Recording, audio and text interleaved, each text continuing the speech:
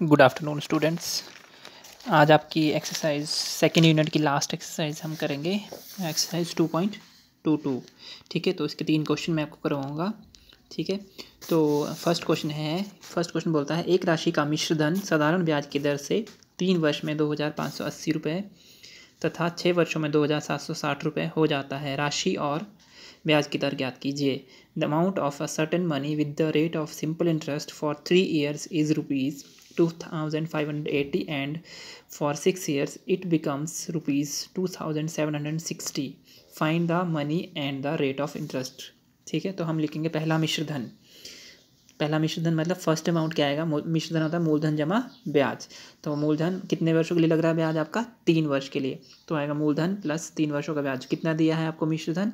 2,580। First amount is equal to principal plus simple interest for 3 years is equal to जो आपको given है वो simple interest amount है, वो फर्स्ट अमाउंट वो आया 2,580 रुपीज़। इसी तरह सेकंड भी आप ऐसे लिखोगे। दूसरा मिश्रधन मूलधन प्लस 6 वर्षों का ब्याज। ठीक है, तो ये भी आएगा 2,760।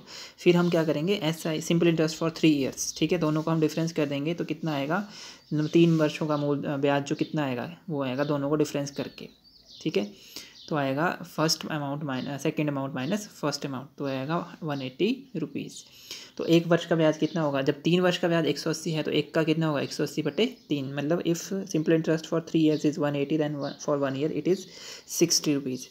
तो 3 वर्षों का ब्याज कितना होगा? फिर से हमने 3 वर्षों का निकालना है, तो 3 × 60 180। ठीक है, क्योंकि 3 और 3 6, पहले 3 का निकाला हमने, फिर 6 का हमने और निकाल दिया 3 का करके। ठीक है, फिर इस तरह से मूलधन निकालेंगे हम। तो मूलधन क्या निकलेगा? 2,580 में से हम, ठीक है, मतलब अमाउंट माइनस मूलधन निकलेगा, अमाउंट माइनस प्रिंसिपल, ये होता है ना फॉर्मूला। तो हम प्रिंसिपल निकालेंगे तो ये होगा अमाउंट माइनस सिंपल इंटरेस्ट। ठीक है, तो ये आएगा 2,580 माइनस 180, ये हुआ 2,400 रुपये। फिर हम फॉर्मूला लगाएंगे साधारण ब्याज का मूलधन गुणा दर गुणा समय बटे 100। जो आपको गिवन है वो चीज़ आप पुट करोगे और आपका रेट ऑफ इंटरेस्ट कितना निकलेगा? 2 होल 1/2, मतलब 2 से ही 1/2%। ठीक है, फिर सेकंड क्वेश्चन है, सेकंड भी सेम ऐसा ही है। ठीक है, एक राशि का मिश्रधन साधारण ब्याज की दर से 2 वर्ष में 530 रुपये तथा 5 वर्षों में 575 रुपये हो जाता है। राशि व दर ज्ञात कीजिए। तो इसमें भी आप सीधा लिखोगे पहला मिश्रधन मूलधन जमा 2 वर्षों का ब्याज। फर्स्ट अमाउंट आ गया principal plus simple interest for 2 years 530। फिर दूसरे के लिए भी ऐसे लिख दोगे। फिर 3 वर्षों का ब्याज आप निकालोगे दोनों को डिफरेंस करके। फिर 1 वर्ष का ब्याज कितना है? 45/3 15 आ गया।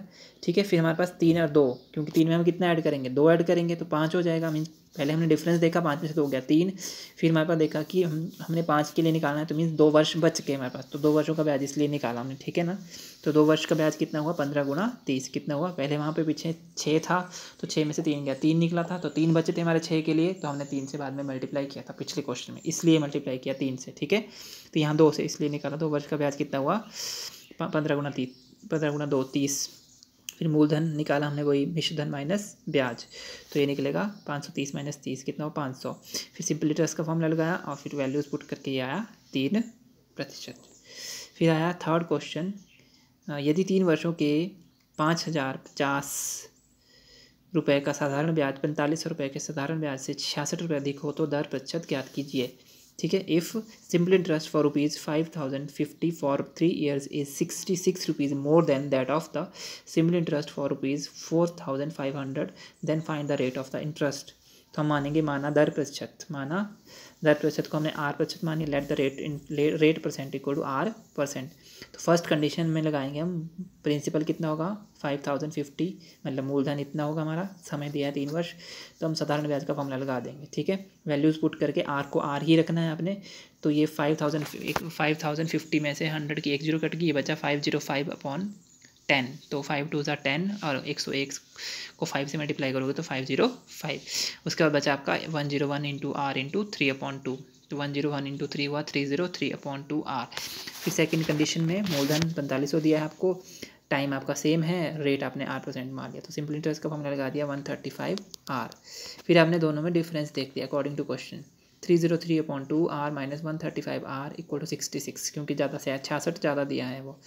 तो यहाँ आपने एलसीएम ले लिया, 2 एलसीएम आ गया, यह है 303 - 270, क्योंकि 135 × 2 हुआ 270, 270 और 2 को मल्टीप्लाई कर दिया 66 से क्रॉस मल्टीप्लाई।